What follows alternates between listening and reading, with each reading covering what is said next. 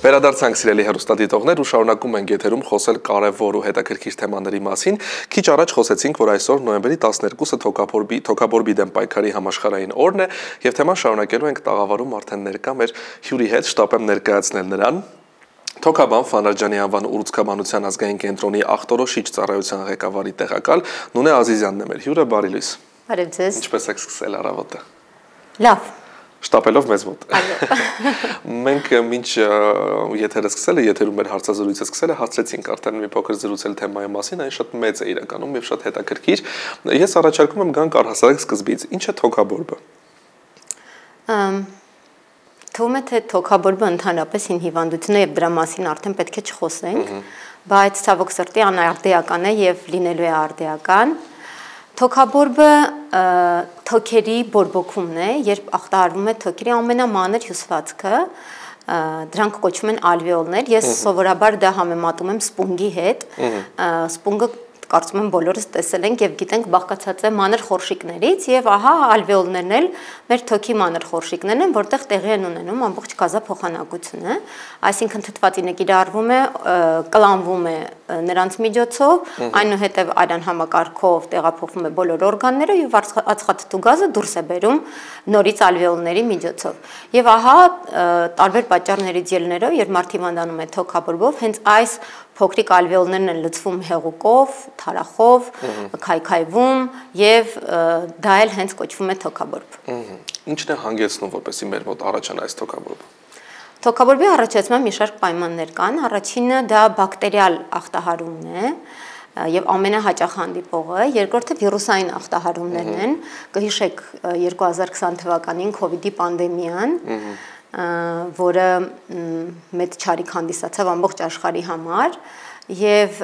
երրորդը դասնկային հիվանդություններն են, որոնք ավելի հազվադեպ են ի հայտ գալիս, հաճախ լինում են իմունային անբավարարություն ունեցող անձանց մոտ,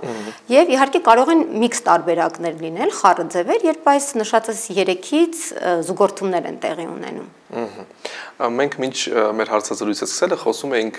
առհասարակ միֆերի մասին առողջապահական ոլորտում, սա կարծում եմ այն հաճախ իմ կողմից առնվազն եթերում տրվող հարցերից է, որոնք միշտ ուղղում եմ մասնագետներին, որովհետև գիտենք, որ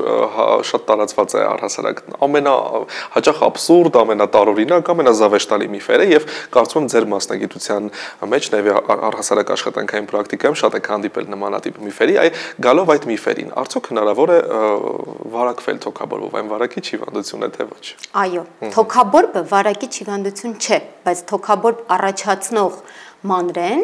դա լինի վիրուս, լինի բակտերիա, իհարկե վարակիչ է։ Վիրուսները մտնում են մեր օրգանիզմ առաջացնելով թոքաբորբ եւ բակտերիաները եւ մենք հազալու, փրշտալու, շնչելու միջոցով օդ ենք արտազատում այդ նույն բակտերիաներին։ Եվ ահա մեր դիմաց կանգնած անձնավորությունը, որը չի պաշտպանվում,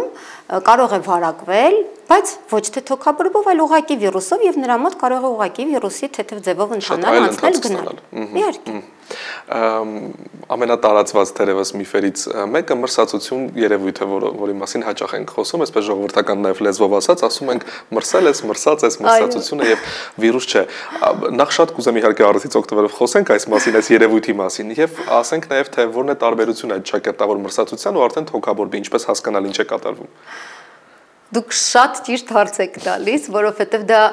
ամենատարածված արտահայտությունն է մեր բնակչության մեջ։ Ամբողջ աշխարհում կարծում եմ, անգամ նմանատիպ լեզվամտածողության մեջ նաև կա։ Եվ պետք է ասեմ, որ այստեղ կա կրթելու հարց, մենք պետք է կրթենք մեր հանրությանը, որպեսզի նրանք հասկանան, որ մրսածություն հիվանդություն աշխարհում չկա։ Այդպիսի ախտորոշում չկա։ Դա սուր շնչական վարակներն են ու ամեն օր հավատացեք երևի 10-20 նման դեպքեր եմ ունենում իմ սենյակում, երբ պացիենտը մոտենում է եւ ասում է բժշկուհի ջան, հավատացեք, ես մրսել եմ։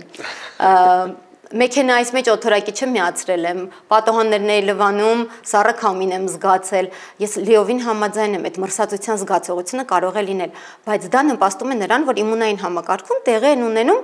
փոքրիկ այսպես կոչված պաշտպանական համակարգի խնդիրներ եւ հեշտ է դառնում վիրուսի ընկալումը օրգանիզմի կողմից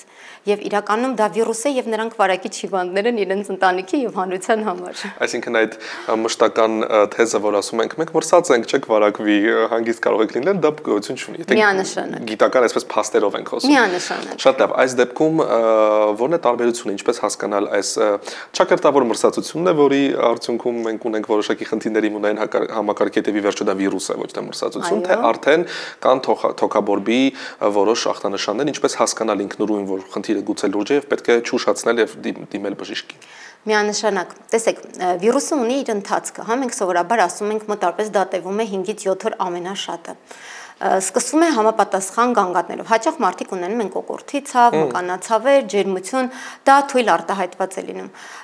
Կարող է մի քիչ ավելի ծանր ընթացք ունենալ սուրշնչական վարակը, բայց մենք սովորաբար պետք է 3-ից 5 օրվա ընթացքում տեսնենք ինչպես է այդ հիվանդությունը հետ նահանջում։ Երբ զգում ենք, որ հետ նահանջելու փոխարեն նա սկսում է հարաճել,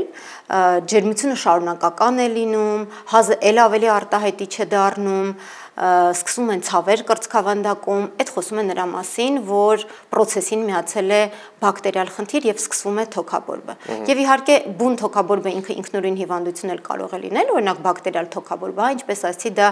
ավելի հաճախ է հանդիպում։ Բակտերիալ թոքաբորբի դեպքում սկիզբը հենց լինում է սուր։ Նշանները հետ չեն նահանջում, այլ միայն հարաճում են եւ իհարկե միանում է շնչական անբավարարություն, կրծքավանդակի ցավեր, խորխարտադրություն տարբեր գույնի, դեղին, կանաչ, նույնիսկ արյունային եւ անհապաղ պետք է դիմել բժշկի, հետազոտվել եւ ստանալ բուժում։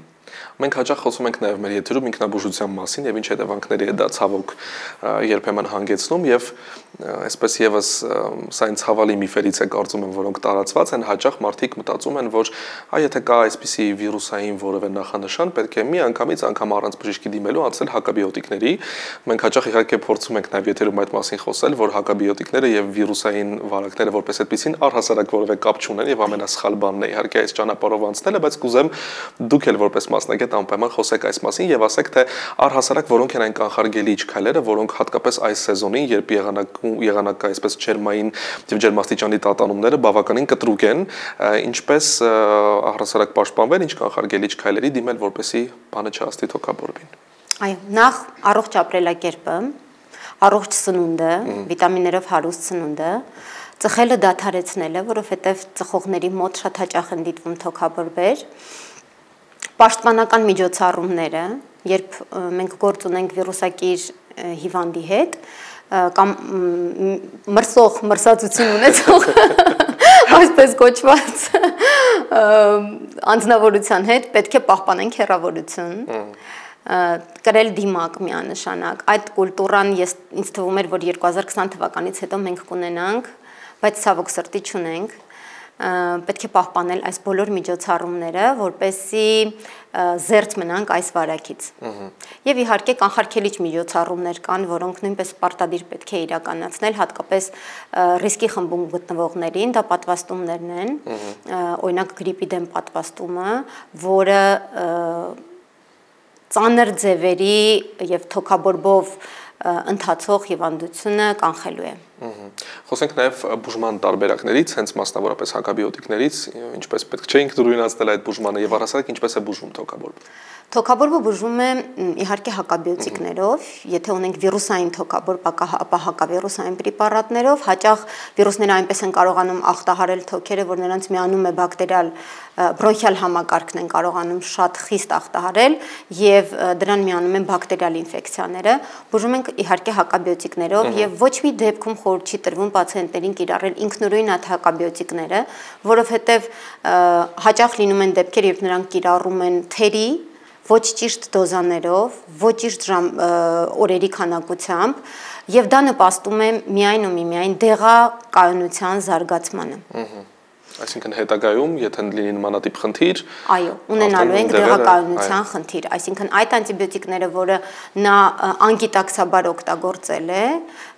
այնուհետև չի աշխատելու այդ օրգանիզմի վրա։ Շատ լավ։ Ես շնորհակալություն եմ ձեզ հայտնում հետաքրքիր ու կարևոր զրույցի համար եւ առավոտը մեզ հետ սկսելու համար։ Մեր հեռուստադիտողներին էլ առիթից իհարկե սիրով, մեր հեռուստադիտողներին էլ առիթից օգտվելով եւս մեկ անգամ հորդորենք, որպեսզի